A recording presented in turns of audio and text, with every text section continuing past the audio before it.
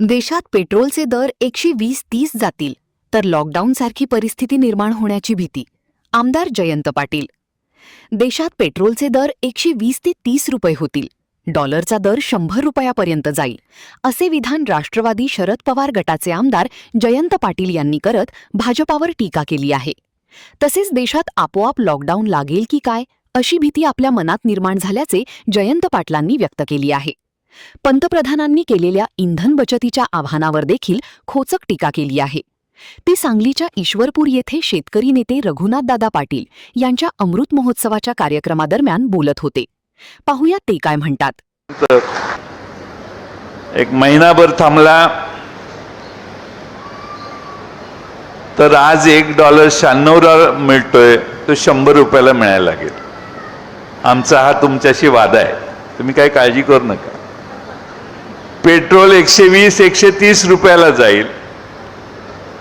आता मी मोबाईलमध्ये बघत होतो, वाशिमला अकोला नाका म्हणून जागा आहे, तिथल्या पेट्रोल पंपावर पेट्रोल डिझेल घ्यायला लोकांची रांग लागली आहे.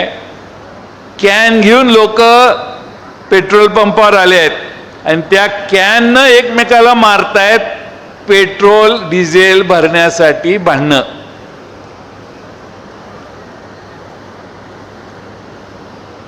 एकदा लॉकडाऊन झाला कोरोनाच्या वेळी, आता आपोआपच लॉकडाऊन करायची व्यवस्था होते का काय याची मला भीती वाटायला लागली. राज्यामध्ये देशामध्ये काही दिवसापूर्वी देशाच्या गृहमंत्र्यांनी भाषण केलंय, अपने पास 6 महीने का कोटा है पेट्रोल.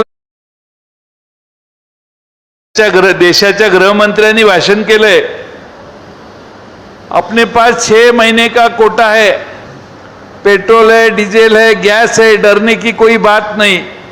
15 दिवसाआधी केलं. महिना झाला नाही तर त्यांचा नेता सांगायला लागला, बाहेर फिरू नका, सोनं खरेदी करू नका, परदेशात जायचं बंद करा, बाकीच्या सगळ्या गोष्टी. अशाच भूमिका 2013ला मनमोहन सिंगांनी घेतलेली होती.